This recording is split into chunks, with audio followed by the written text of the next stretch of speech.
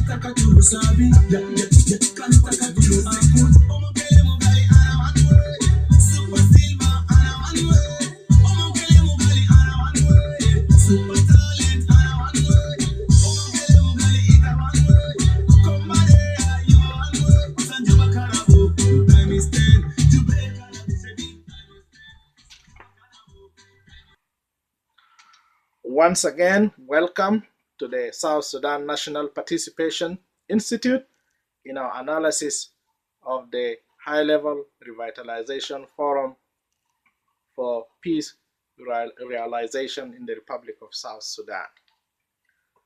So we are not going to provide a background information to the conflict in South Sudan.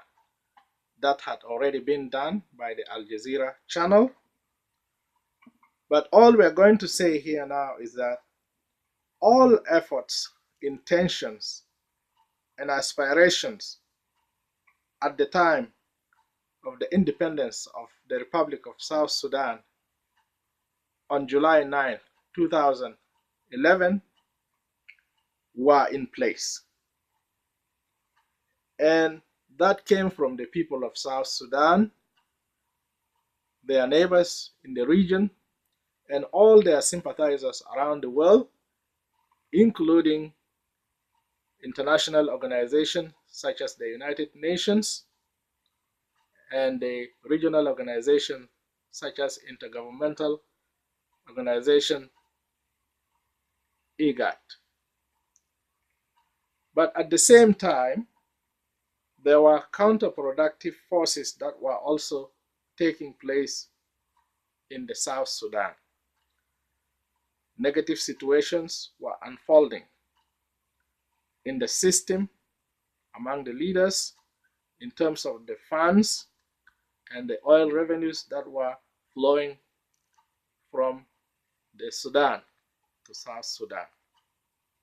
Issues related to administration and the growing disparity between the rich and the poor in the South Sudan, insecurity, and so on. And there was also lack of proper institutional development. This, in addition to the interests of the neighboring countries in South Sudan and other countries around the world, knowing that South Sudan is a very rich country in terms of its natural resources, resources such as the oil, gold, diamond, and in its human resources, as well as agricultural lands and so forth. Therefore, all those forces came into play, and that is what culminated into the conflict in December 2013.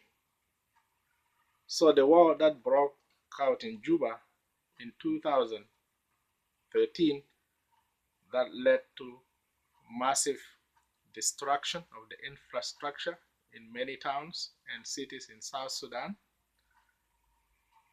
destruction of the social fabric of the people, depopulation of the people, gross human rights violations from all the parties to the conflict, and so on.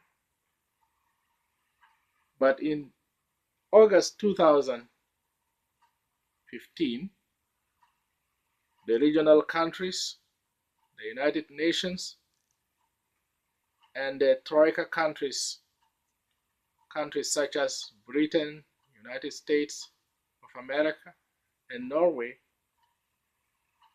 helped the warring parties represented in the Sudan's People Liberation Movement and Army, in the government of South Sudan, and the Sudan's People Liberation Movement Army in opposition.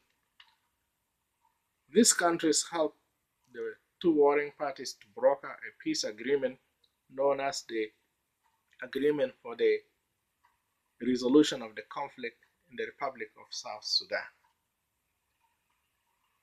But the parties in the conflict did not follow through with the implementation of the agreement, because in July 2016, the war broke out again in the South Sudanese capital, Juba, due to lack of agreement amongst the leaders in issues relating to the system of governments in South Sudan, the number of states, the composition of the parliament, and so on. As a result of that conflict in Juba, it resulted into the resumption of the war in South Sudan. And during this time, so many other opposition forces sprang up. Other rebel movements also came into play, and the situation became worse. So, as we're speaking now, the regional countries, in addition to the Troika countries and the United Nations, asked the warring parties to come and revitalize the peace agreement in the Ethiopian capital, Addis Ababa. The first phase of the high-level revitalization forum took place between December 20th to December 23rd. During that time, a cessation of hostilities was signed by all the warring parties, including the government of South Sudan.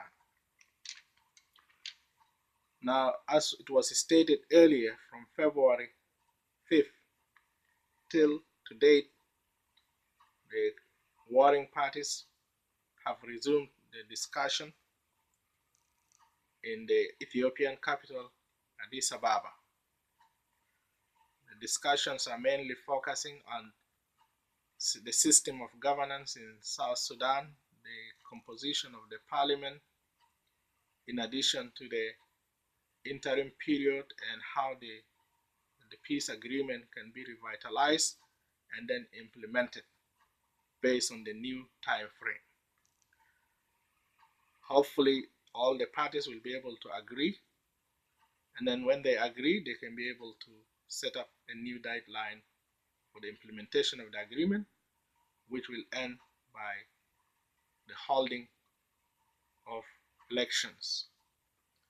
So, but before we continue, we're going to stop here with another segment of music, and then we will continue.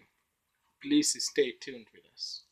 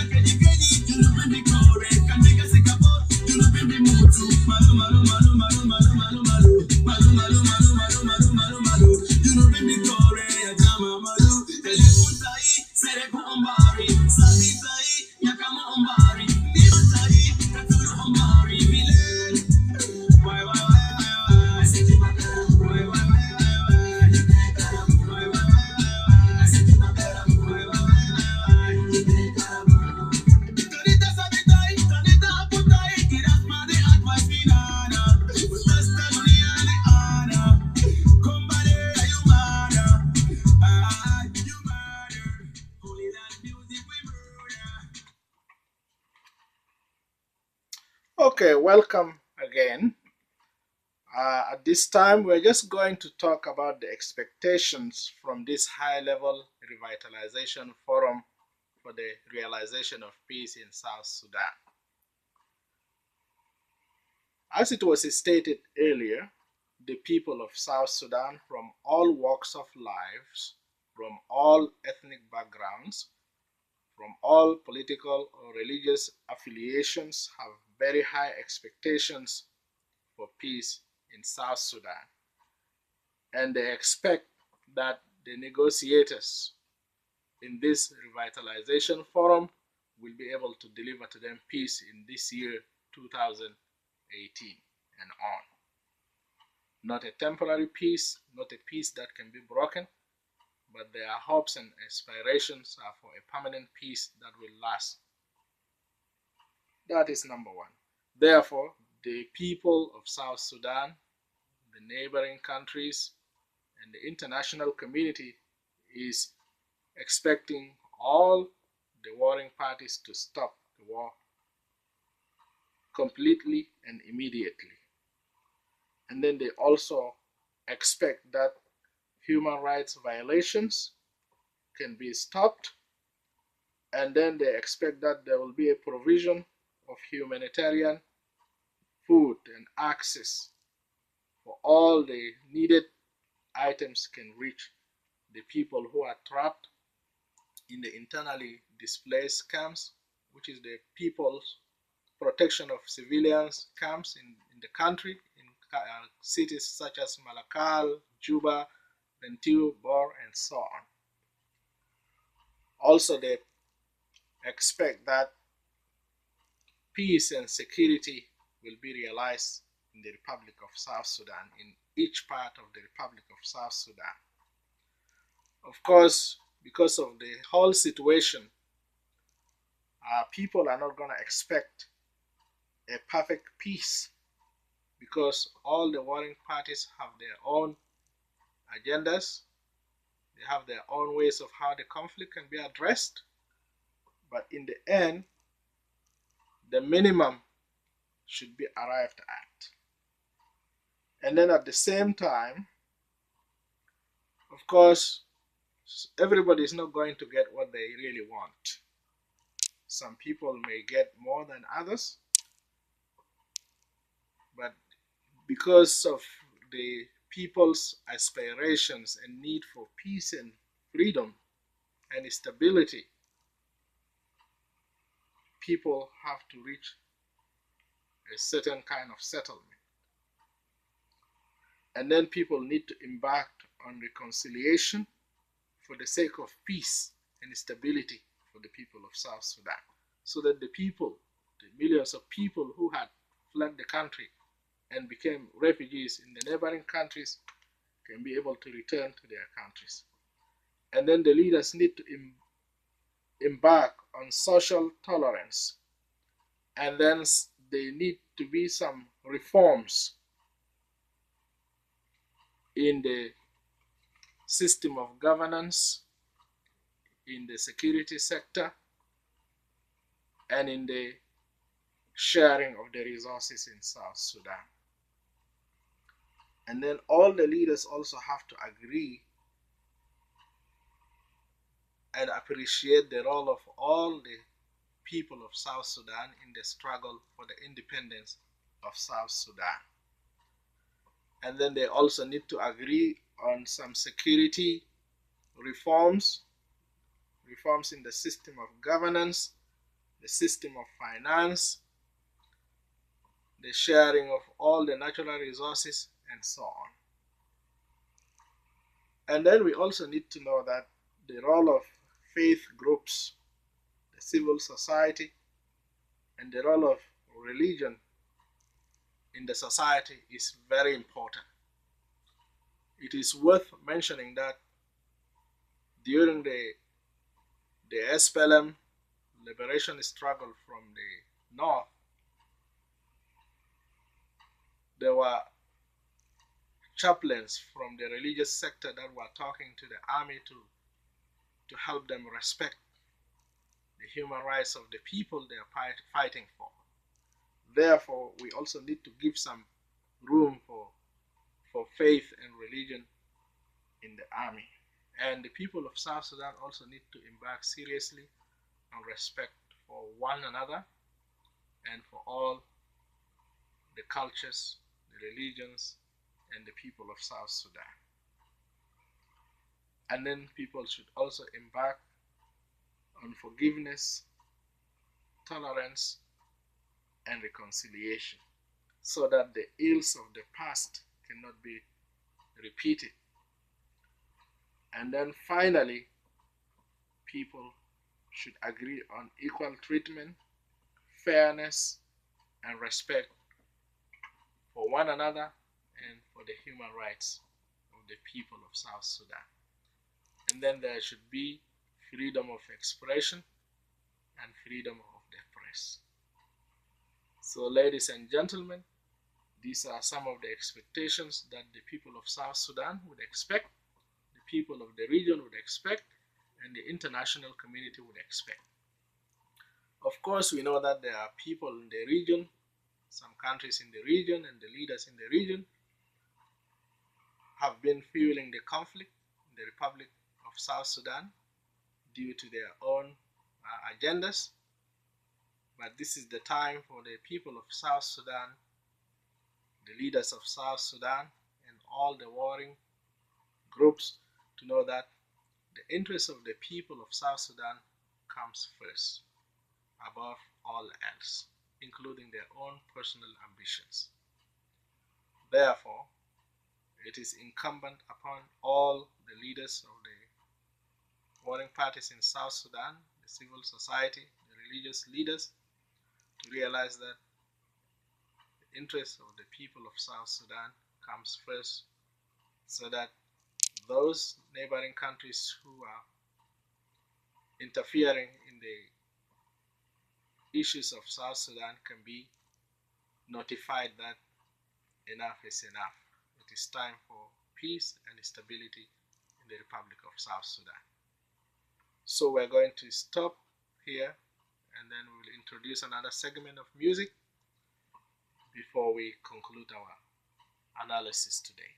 So, ladies and gentlemen, and all our valued listeners, please stay tuned.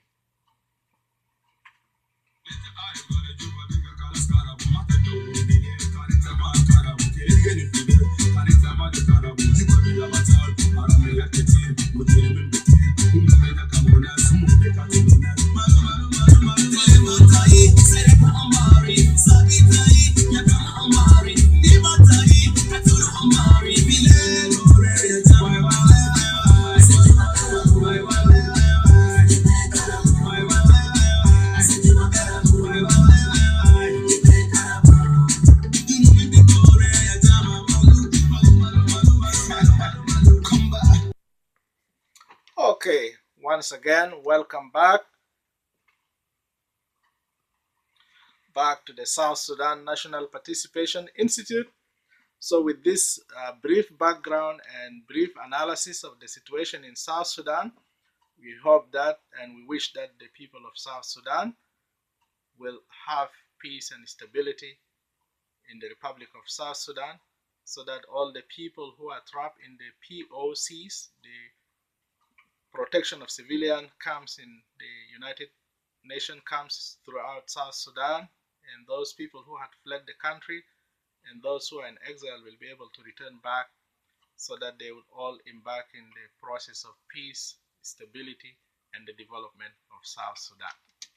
So we believe that peace will come sooner or later, and we encourage the people of South Sudan to remain hopeful and to remain as one united people, because they share one history, they share the same problems, they share the same destination, and we just wish them all the best.